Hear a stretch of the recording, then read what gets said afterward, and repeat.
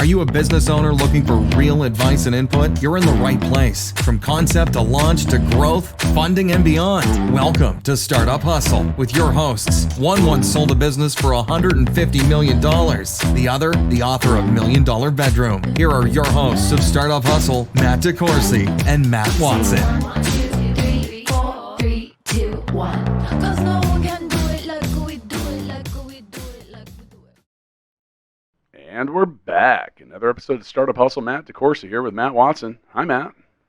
What's going on, man? Oh, no. What's wrong? I'm having a lot of problems with my ex. Yeah, and we'll learn all about It's not good. things involving X's. Yeah, it's not good. Now, before we get into that, though, I'm just going to knock this out of the park. Today's episode of Startup Hustle is brought to you by Fullscale.io. We can help you build a software team quickly and affordably. And while we're at it, we'll get this at the top of the episode. Check out Stackify.com. Yeah. That's Matt's other company Yeah. where they can help your code. They can give you code that checks your code. Does that sound about right? That works. Yeah, sure. With us today, we've got Jim West, who's the CEO and co-founder of Clara Biotech, and someone that is probably going to make you have to use the Google. I like it when you are interactive, so go to Clara, that's CLARA bio.tech, because you're probably going to need to cross-reference some stuff today. So, Jim, first off, welcome. Thank you. Glad to be here. Yeah, so Matt's got X issues, but Yeah. I think you specialize in littler things known as... Exosomes. Okay. Well, is that going to help me or not? It could help you with your X problems, but probably not in the ways you think. No.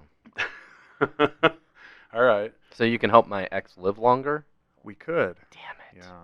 I don't... Just kidding. Is that really what you do with them, though? Like, well, actually, all right. So for those of you listening, we're probably going to have a science quiz at the end of this. And I wasn't kidding about little things that you'll need to learn. But, I want to give a little background on Jim. So And I'll post the PubMed research article links at the end so everybody can do their own homework on it. totally. In my spare time, when we recorded the live podcast, someone asked what we do to get away from the grind. I often read biotech and medical journals. Bullshit. Said no one, but Jim. So, Jim, you've been someone I've had a fascinating relationship with. You've stopped by and talked to me just Yep. about stuff, just because I really love what you're doing.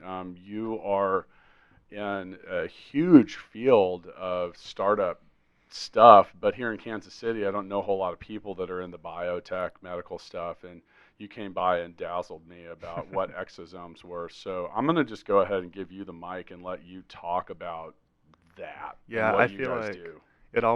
they talk about like what's your elevator pitch?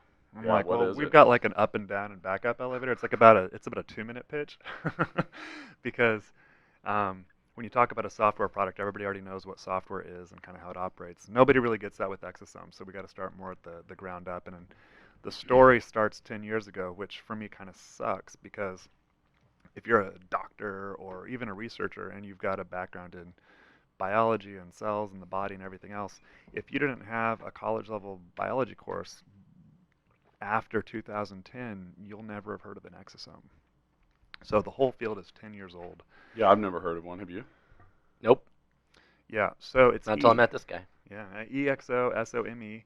And an exosome, they really found out about 10 years ago, are made by all cells. They're a class of what they call vesicles, which are cellular excretions. And what was really cool was 50 years ago, 40 years ago, they thought that all of these things were just waste bags being removed from cells, like an excretion mechanism. But what we've really found out in the last 10 years is that these exosomes are actually a communication network between cells. So it's like a FedEx package network to deliver information from different cells to other cells. By the way, that is an amazing way of making people like me understand something. Thank you. It only took me like 13 months to figure that out. Well, Matt and I just looked at each other. We're like, "Whoa, we might get it."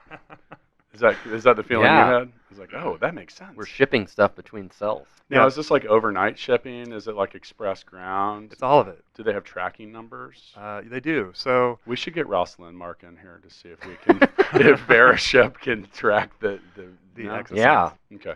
So the information inside of an exosome is fragments of cellular DNA, RNA, and proteins. There's no cellular machinery; they're just small packets, and they're about 50 nanometers in diameter, which is much smaller than the wavelength of visible light. So they're really small and they're really hard to handle.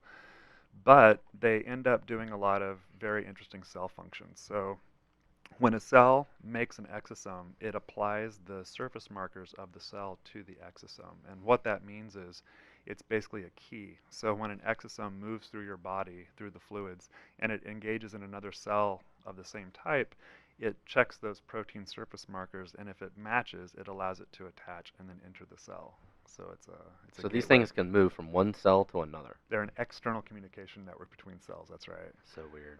Yeah, how much of what he just said did you like really wrap your arms around? Were All you of like, really though? Like for real? Yeah. No. Yeah. Okay. So It stamps their passport. They go to the next one. If they got the stamp, they get in. that's right. What happened to the FedEx package? Well, the passport was in the FedEx package. Someone has to carry Keep it. up. So I'm what trying, the dude, but is that when you're hey you're smart, so I know you'll figure it out. So what the package is the payloads are what they call up and down regulating cell functions. So they turn on and off different genes, proteins, things like that. And so, for example, if you have a tumor, cancer cells, and they start taking root in your body, they will start pumping out exosomes, tumor exosomes.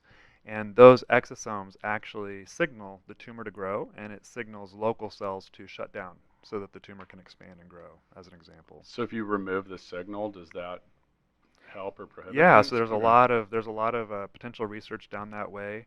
But at the end of the day, if we were to take a blood sample, and there's about 1,000 exosomes to every cell in your body, so you think about that. Wow. If you could take a small blood sample, a couple milliliters, and you looked at all the exosomes in it, you would actually get basically the cellular makeup of a person. You could trace them. So how many? So we talk about blood, like by volume. How much of the blood is exosomes versus cells?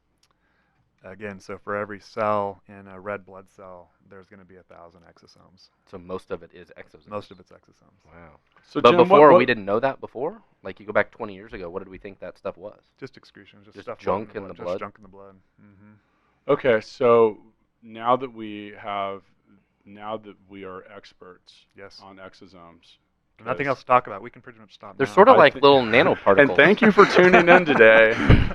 They're- Well, we talked, we talk about science fiction where you have like nanobots that you inject in your body Yeah. and they go do stuff. It's kind of like what these things are. I mean, if you could program these exosomes to go kill cancer cells. Yeah, that's exactly right. So a lot of people are looking at those activities. So like I said before, there's two basic uses of an exosome for the future, which is diagnostics. So you could look at the exosomes and look for tumors. You could look for cancer, and you would be able to do basically a universal diagnostic if you knew what you were looking for. The other and potentially more exciting part is the therapeutic aspects, where these things can enter and exit the cells that make them. So you could think about a future where we could actually manufacture targeted drug delivery vehicles based on your own biology. So zero toxicity, no chance of rejection. It goes exactly where it needs to deliver those payloads. You can attach molecules, drugs, things like this to the exosomes, and they cross all the body boundaries. So they cross the blood-brain barrier, they cross the digestive tissue. You can take them orally and send them to the brain. And this is where Clara comes in, right? Yeah, so the major challenge and why we exist as a company is that the industry being 10 years old, all of the techniques for getting exosomes out of a fluid are research-based, and they don't really scale to the needs of a clinic, both from a scalability standpoint and a quality standpoint. And so Clara has a platform that basically allows us to isolate any type of exosome from any biofluid into a pure solution at scale. Nobody else can do that. By the way, on my notes it says what is an exosome, and then it says and why do we exist. Are those two separate questions? Because I feel like you might be able to explain to us why we do exist, Jim. You seem to have a pretty strong grasp on the biological side of this stuff. But no, on Like, why does the company exist? yeah, I was just Yeah. checking. It was a very existential question. Now, Matt, you mentioned something earlier. You mentioned the term nanobots. Now, Yeah. Nanotechnology is something that's coming our way, and there's a. Do you know who Ray Kurzweil is? Of course. Okay, so you say, of course, most people don't, but he's a well-known inventor. I became familiar with Kurzweil because he invented a line of digital pianos that was a competitor to my former employer. I mean, thank you for Siri and Google Voice and all that stuff for Ray Kurzweil. Did right? he invent that too? Yeah, he's the one who did the voice recognition. He did all the early work in voice recognition. Yeah, he's a genius inventor, and now he works. He's the one that I've quoted in the past as saying good inventors are working on what they're going to come out with 10 to 20 years in the future. And he talks about nanobots, and nanobots are, in 15 years we'll be able to put the computing power of an iPhone in something the size of a red blood cell. And talking about this ability to deliver certain things, or like these nanobots, like Matt had mentioned, could go in and maybe they're just going to sit there and work away at unplugging a clogged artery or something like that. Now, the way you explained exosomes, it sounds as if they could deliver the same kind of thing. Is that something that's also being worked on? Absolutely. So there's actually... is that a better solution than something like a nanobot? Because I would think that the natural biologic solution would be better, because you said they don't run into barriers. It depends on what you want to do. And the scientists in the room, close your ears, but basically there's two types of exosomes. There's the naturally derived exosomes that our cells make that can be used for targeting information. There's another type of exosome that's made by stem cells. And it's still the same exosome, but they have a lot of therapeutic abilities. And so there's a lot of wound healing around stem cell exosomes. Mm-hmm. And 20 years ago, when stem cells were first discovered, they were like, oh, stem cells are going to solve this, are going to solve that. And we basically solved the body. With gene engineering and stem cells, we've got it all solved. And 20 years later today, there's not a single approved stem cell therapeutic on the market. Why is there so much controversy around stem cells? Well, I think the original controversy started with the embryonic stem cells. Yeah, it's because there's a huge population of them in what is that, the embryonic stem or whatever? Well, whatever attaches to your belly button as a baby. So they're kind of pulling some of that out and sometimes getting them from aborted children. Well, when the research first started, it was kind of from fetuses. But at this stage, they've got a lot of different ways to get stem cells. So that's not really ethically a problem anymore.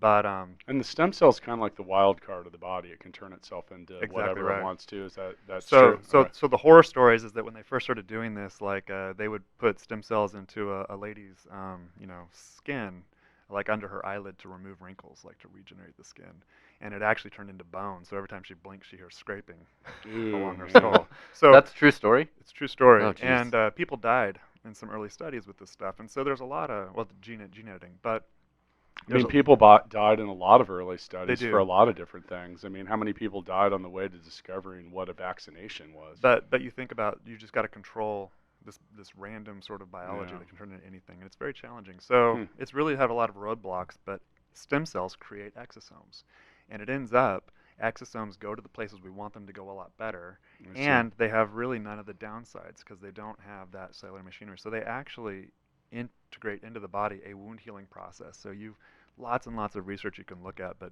people are healing your dermis. So you get a bad burn, a 3rd-degree burn, you can actually regrow new, fresh, young skin on a person today with exosomes.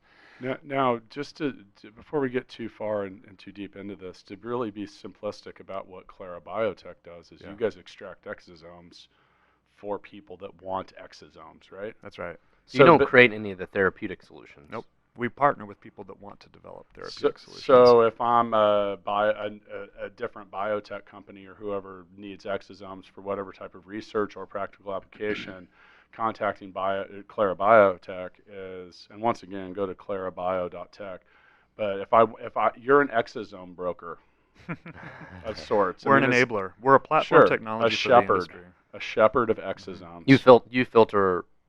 You take a vial of blood and filter only down to the exosomes. Right. And then that's where we're kind of different from the competition, which is most of the other techniques are based on filtration. So when you filter at a size range, you're letting a lot of stuff through that's more than exosomes. You're getting the exosomes, but you're also getting viruses, free-floating DNA, cell debris, and other things that come through. So when you're talking about developing a product that you want to put back into somebody's body, all of these contaminants are extremely troublesome from a regulatory perspective. So how do you get only the exosomes? Well, that's part of our intellectual property. Magic. But basically, we have a filtering technique where we can capture based on those surface markers I was telling you about, and we can isolate based on those. Do you remember that day when You you use came? nanobots to By filter the out way, the do you use exosome. microbots. do you remember that day you came to record your podcast and you realized you weren't that smart? Yeah. I'm having that today. If you want a 30-second breakdown, I can tell you exactly how it works. Yeah, do it. Let's do it. Yeah. All right. I'm ready to get nerdy. Yeah. So we start with a bead that's about 1 to 3 micrometers in diameter. So that's about 1,000 to 3,000 nanometers. And to that bead, we would do, they call it conjugating, but really we just attach and glue what they call antibodies to We're this bead. conjugating. Okay. We're conjugating right now. Keep it clean. And these antibodies are specifically selected to match those cell surface markers and those exosome surface markers. So when we mix them together, when an exosome comes in contact with this antibody that's glued to the bead, it gets glued to the antibody. So you do that enough, you mix them up, and you can capture the exosomes from a fluid. What we then do is they have a magnetic core, so an iron core, so we can use a magnet to pull these beads out, wash everything else away, leaving just the beads, the antibodies, and the exosomes. Then what we have is a proprietary process that we've developed that can then detach that glue of the exosome from the antibody and collect that. That's For those of you listening, this is the moment when I just want to say, what did you do at work today? Because I recorded a podcast. I'm going to try to sell some people some software development services. I have a meeting this afternoon, and I'm going to give a presentation on how to self-publish a book. Man, and I mean that in the most complimentary way, because I think it's awesome that people, first off, I have no idea what you just said. I don't get it. I'm not a scientist. But man, the power of what people like you pioneer paths and try to figure out. You may explain it to you? No. Okay. Yes, Matt. Okay. Explain it to me. So you take the FedEx package, you put some glue on it, and then you put a magnet on it. Okay. And you suck all of them out, and then you got to take the magnets and the glue off. Okay. And then you got the package left. Thank you. Yeah. Well, now it There you makes go. so much sense. Yeah. We should get Johnny to make a really in-depth explainer Make an video animation about- for us. Yeah, about how this works. I can see this little exosome, and he's wearing a cape, and he's kind of dressed. It says CB on the front for Clara Biotech instead of Superman, and he's just delivering FedEx packages. But So obviously you guys have patented this. Yeah, so that's part of our business challenge right now is we have intellectual property still being sort of reviewed before it publishes. So we're doing a lab service today where people mail us their foods and we do our sort of secret sauce behind a black box. But once that publishes in the summer, our plan is to start selling kits so everybody can do it themselves. now, So you can actually, so you guys won't have to, you just license the technology from then on out? We'll manufacture the kits that they can use to isolate everything themselves. Okay. so Jim, and once again, before we get too far down the timeline in this episode, on Startup Hustle, we like to talk about the startup nature. This couldn't have been easy in the beginning. And what made you, how'd you get into this? What are you talking about? This is like the easiest thing in the world, man. Totally. So, You've never used glue sticks before, man? I'd sniff them. Yeah, you just use glue stick, They put it taste. on there, They whatever, taste take it good. off, no big deal. I usually eat glue. it's a lot like software. When you mention you're in software, everybody wants to give you money. It's exosomes. Everybody wants to give. No, I'm just kidding. You're wrong about the money part, by the way. Some people. Yeah. So, my story is I spent about 10 years as a medical device consultant doing a lot of different types of work on medical products. So I got a couple of medical products to market, did some regulatory work, quality work, design work, and started 2 companies in the last 10 years. So that's what I was doing. And then there's this organization called BioKansas, and a guy who was the president at the time, his name was Dennis Rittenauer. Great guy. Now he's president at Bionexus here in town. But he, I recognize the name. Right. So he introduced me to my co-founder, Dr. Mayhe at the University of Kansas. She had spent the last 8 years developing this technology because she saw the problem and the opportunity, and she was smart enough to solve it.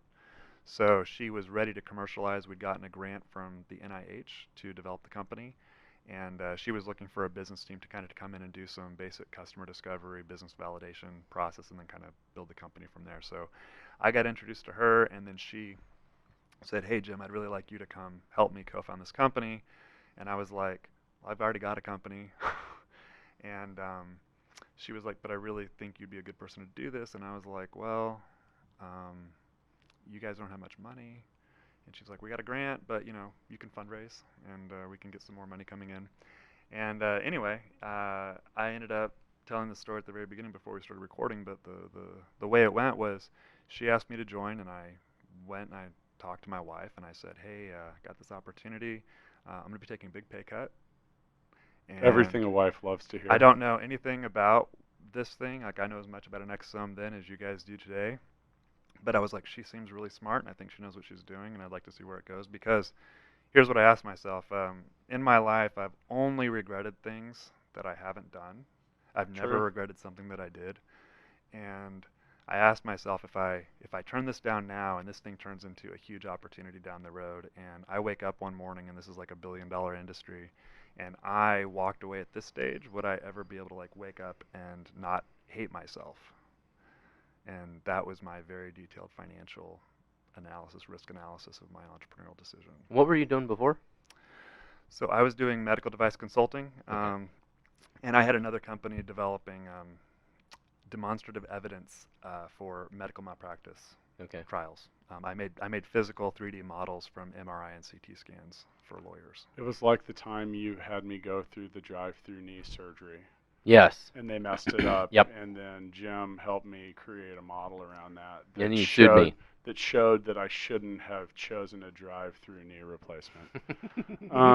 Well, first off, once again, I man, Jim, thanks, man. Like, thanks on behalf of like humanity for being one of the people that like does the stuff that takes a chance to see if we can make something better. I mean, do you agree, Matt? Like, Yeah, I mean, like, absolutely. I mean, this because- is a big deal.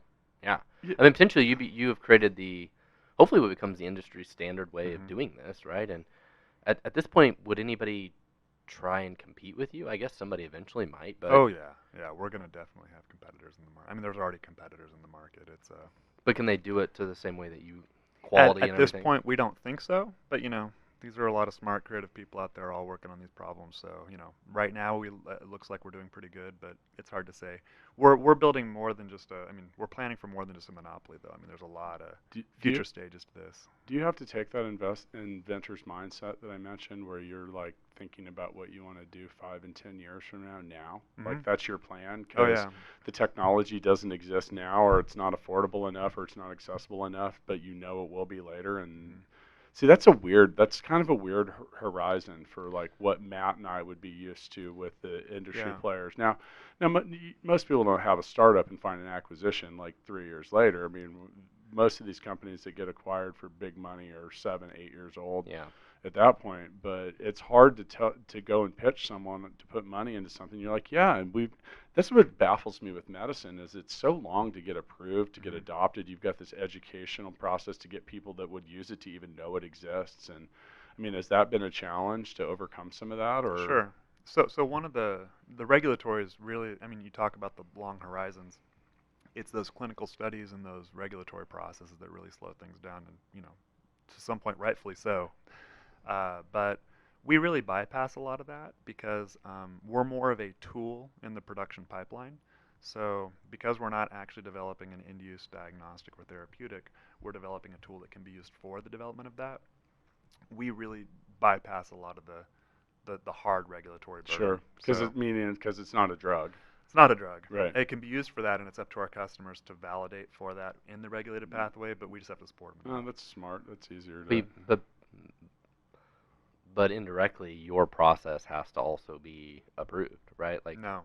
so I mean, if what you did tainted what they did, then obviously your stuff isn't going to work. But that responsibility is on them, not you. No, at it's that on point. us. Otis. It's just approved's not the right word. Yeah. So we have to develop under certain regulatory manufacturing guidelines, but it's just something we get audited to. It's not. I something mean, we have even to if go ask you're, permission to do. my point is, even if you're not directly regulated, you end up being, because if all of your clients fail Yeah. because you aren't good at your job, Yeah. then you're Yeah, so we screwed definitely have anyways. stuff we've got to do, but I just from a business risk perspective, it's just something we've got to do. It's not. So what is the future? I mean, what else are you guys working on? Ways to filter other things, and And can you And make or Matt, what- and can you extend Matt and I's lifetime to be maybe what I'm thinking 200, maybe 250?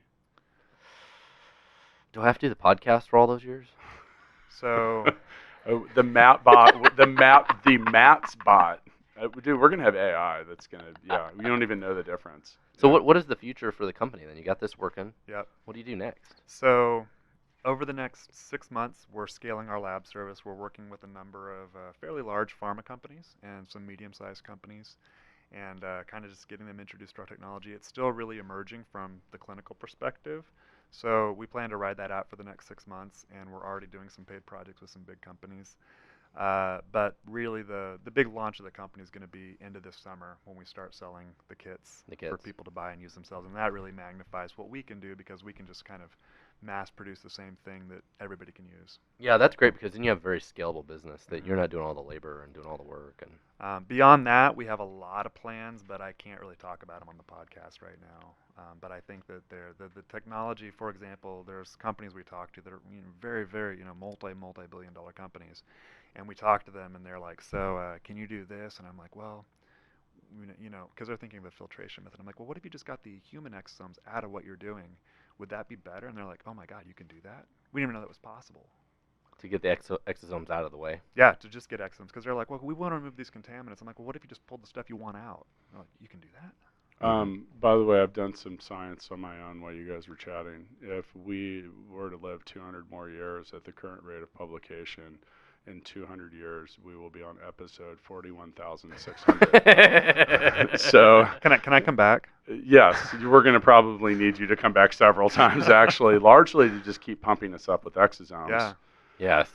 So yeah, I it's envision, good to see you 50 years Jim, from I'll now. tell you what, Jim. If your technology allows us to get to that episode count, we will have you as the special guest for episode 40,000. I envision exosomes in like this big syringe with this bright green glowing liquid. It's a small syringe. Yeah, and then injecting ourselves with that green liquid. That's how I. What's the Spider-Man movie? Because isn't that like what the guy I don't know, whoever Spider-Man's foe is. Willem Dafoe plays him. I see myself being like that. I'm like, that would be they're coming to shut me down because I haven't filled out the proper paperwork for the testing standards. And I'm like, I'm going to show the world, and I jack myself up with that glowing green liquid, and I think that's my new pitch. Awesome. That's my new pitch. Green Goblin. Yeah, that's the dude. Yeah, right. Yeah. Yeah, you turn into the Green Goblin. I always tell people get right to the benefit of your statement. So I think rather than talking about the other stuff, just say, have you ever wanted to be a supervillain? Become the Green Goblin faster. You can make us into supervillains. Do you want to fly?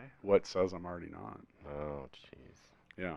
I was talking about that recently. Like, what superpower would you want to have? And the funny thing is Iron Man and Batman have the superpower of being really, really rich. And then the question is wouldn't you much, much, much rather have that than be Aquaman? Yeah. Would the software joke be like you keep putting people on .NET or something? The what? I'm a villain. Jim, thank you for that. God. Thank you for that. I knew, yes.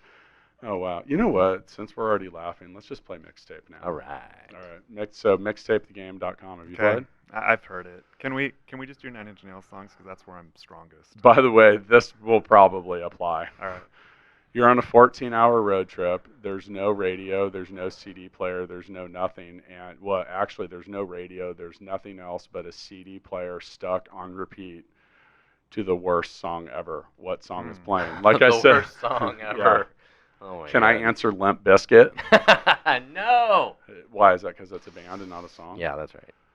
The worst song ever. Okay, if I had to, on repeat, I would have to say, "What does the fox say?" Like if I had to listen to that on repeat for 14 hours, like there's no amount of exosomes that could put me back. Like that would literally just melt me. That's a good one. But by the way, around that 14th hour, we're talking about Spider-Man, whoever that sand guy is, when he just turns into a pile of sand. I think that's what I would feel like. What does the fox say? I'm gonna go with the Rickroll song. What is that? That's James. What's his name? I don't remember. Never let you down. Never give you up. Everybody's been Rickrolled, right? Yeah, the Rickroll. Everybody has been. Yeah, I mean maybe. What does that really even mean? Is that not a sushi item? The Rickroll? The Rickroll song. Well, what's that? Toto, Africa? Okay, first off, it's funny you bring that up and Matt's laughing. So I have a weird agreement with a friend of mine, Jason Jones, in Indianapolis, and whenever we're out in public and we hear Africa, we have to text the other person and let them know. And by the way, we've had this going on for about 10 years. So yeah. It's probably not the worst song though. No, and then my friend's band covers it every now and then. So sometimes when I go to see Humphreys McGee, they actually play that, and I'm like, wow. So there's two of you and one of me. So the first one that came to mind was actually Chumbawamba, Ooh. Tub Thumping. Oh. That was the first one that came to my So mind. mine is Rick Astley, Never Gonna Give You Up. Rick I- Astley. Yeah. Is that the Rickroll? Never that's gonna the Rick- give you up. Yeah, that song. Can you sing it? No. Come on, man. I mean, I do have red hair. You're all into And the I'm pasty, Philippines but these no. days, and they love karaoke. Like I've seen you. By the way, like find Matt on social media. You can find some great karaoke footage. My girlfriend has like 10 videos of me singing karaoke that she I'm can gonna- use I'm gonna- over my head. I will. You know, I hang shouldn't have on. told Let me you make that. a note Damn of it. that. I lived in Singapore for a while. I definitely know the karaoke. Oh, the yeah. game there. Yeah. By the way, I've offered part of the new employee referral contest. The employee that gives the most referrals to HR gets to pick the song that I will sing on karaoke for and at the company Christmas party. So Limp yeah, Bizkit. yeah, maybe the Biscuit. whole catalog, the whole catalog. Okay, Okay. so we have What Does the Fox Say? Yeah. Whatever, any song by Rick Astley. And Tub Thumping by is that I Get Knocked Down? Yeah, Oh that's my it. God. Yeah. That's it. I'm going with Jim. I am too. Yeah, I'm going Yeah, I with am that. too. Well, you got a winner. because I'm a guest. You got no. Matt. Well, first off, Matt hates it when I win. He's still mad. By the way, he finally beat me at Rochambeau. For those of you that are early listeners, Matt is no longer. Actually, you're still the Cleveland. I'm the Browns. reigning champion. Yeah. Yeah, sure. I feel like that's the time Buster Douglas beat Mike Tyson and then got knocked the fuck out like the next fight. But yeah. By the way, if you could help me figure out, anyone listening, if you can figure out the mathematic probability of not winning rock, paper, scissors, 16 matches in a row, please share. Hold on, I Dude, got you. Be you 2/3 can't times because 16, the right? problem is 16 the times. problem with the math with the calculation there is you have to figure in ties because a tie is not a win. We definitely had tie. That's the problem because you can figure out the probability if it's a one. I don't know how you do the ties because that's about as far as I got with statistics and probability. Okay, so 4,096. Jim, do you want to fire the money gun? I've never seen a money gun. Well, that's what we like to hear right before someone fires it. And, I really want you to have a... Hang on, we got to get the video because... Do you guys ever take this to like company strip club outings or something? Yeah, that's not a thing. Go ahead, fire away, boss. All right.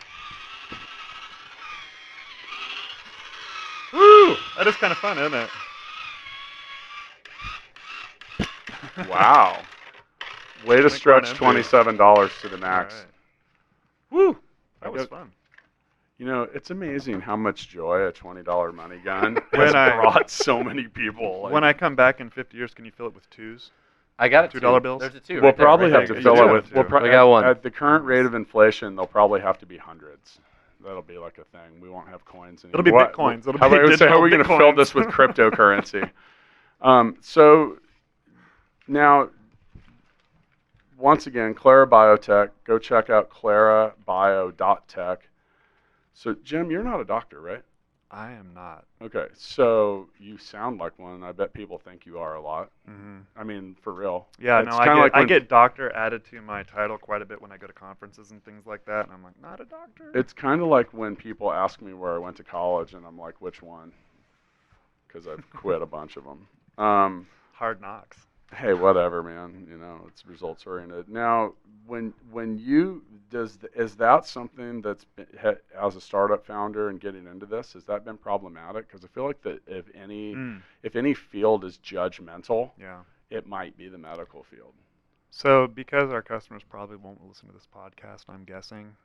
They I'll might. share. They Yeah, might. they might. We'll figure it out.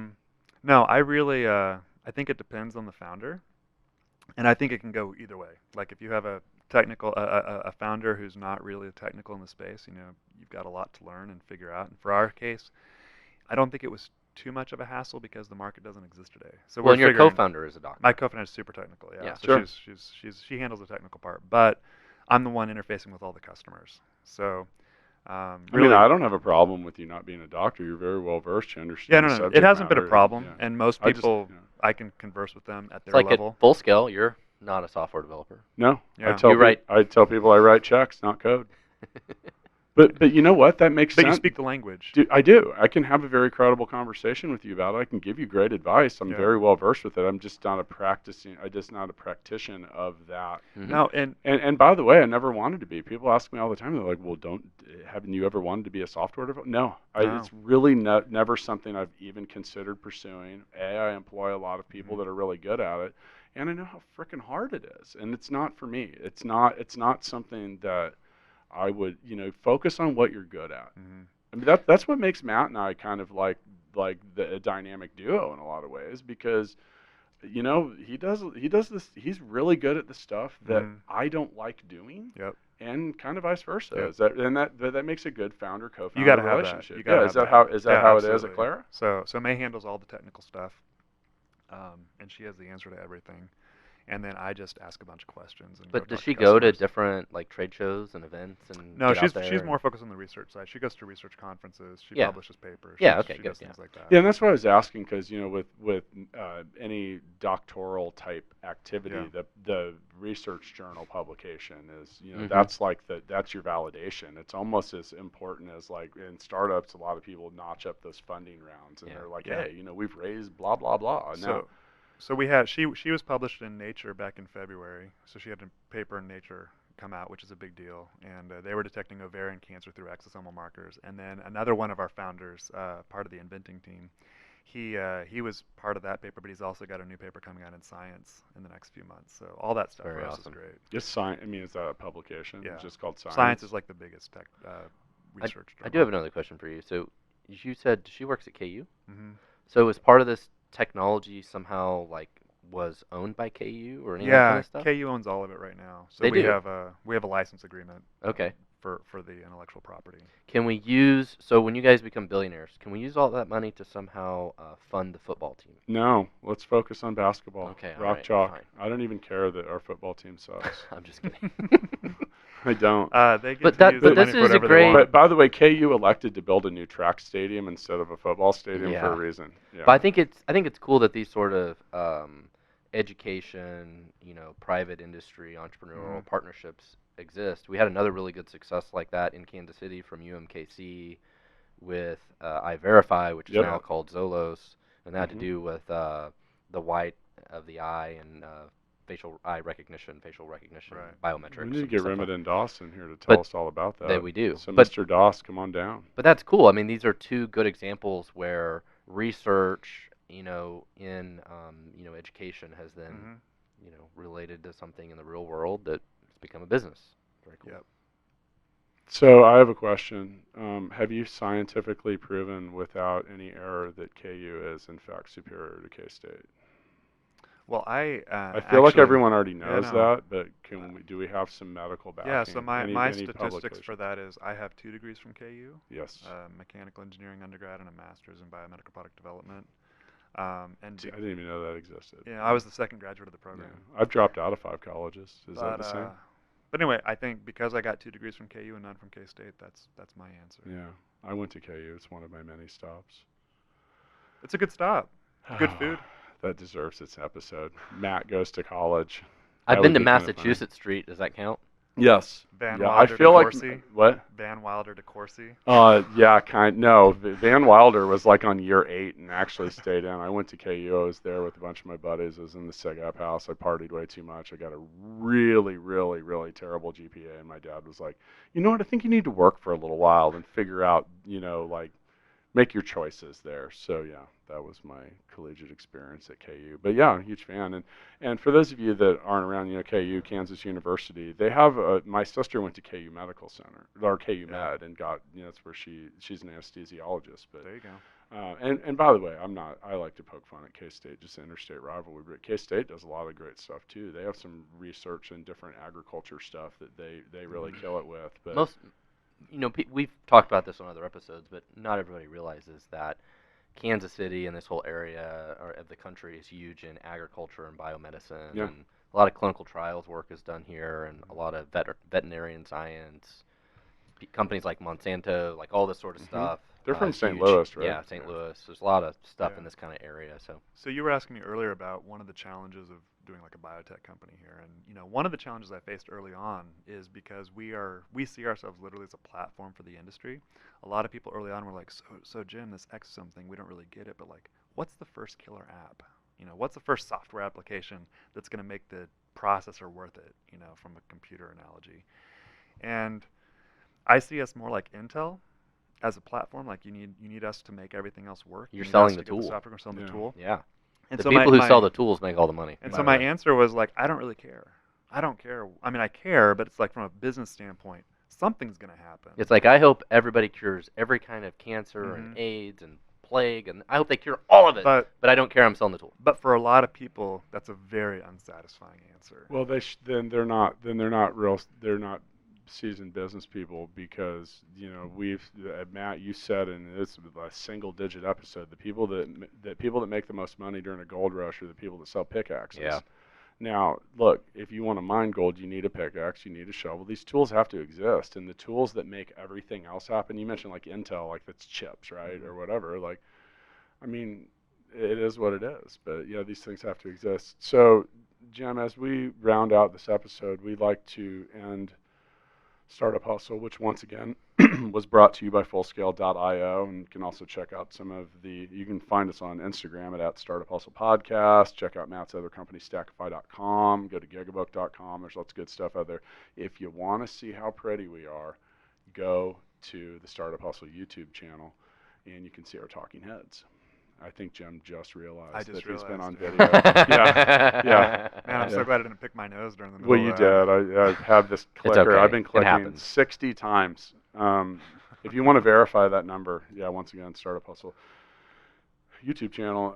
So go to clarabio.tech, check out what they're doing, and it's important we support stuff like this. So we do the Founders Freestyle. Okay. So Mike's yours. Let it Founders rip. Freestyle, what am I You doing? can talk about whatever you want. You can talk about something that was You can unresolved. Talk about how much K-State sucks. I mean, You can do whatever. whatever you want. It's Yeah. freestyle, baby. I wasn't prepared. That's the whole point. All right. Well, let's see. This is my third company, so I think one of the things that I'm kind of passionate about is founder fortitude and how hard it is doing a startup. Even when kind of a lot of pieces line up, it's still really hard, which I think anybody who hasn't done it before can't sympathize with how hard doing startups is. So I really have a lot of respect for all of us founders who have done and built things, because it's the hardest thing you can do, just about. I am, I guess while I'm just, stuff's coming to mind, I have a theory that I've tested a lot, and it tends to be right. So one of the things I'm frustrated about America is our healthcare system, and I think that our healthcare impedes entrepreneurial endeavors, because if your health insurance is tied to a company, you can't leave and start something, especially if you have a pre-existing condition, which is less of a problem now than it used to be. But I believe that behind just about every successful entrepreneur is a stable spouse. Oh, yeah. Yeah. And I think there's a lot of The unwritten word rules. stable's key there, man. Or they're single. Yeah. Or single. True. But But both kind of yield the same result. yeah. Yeah.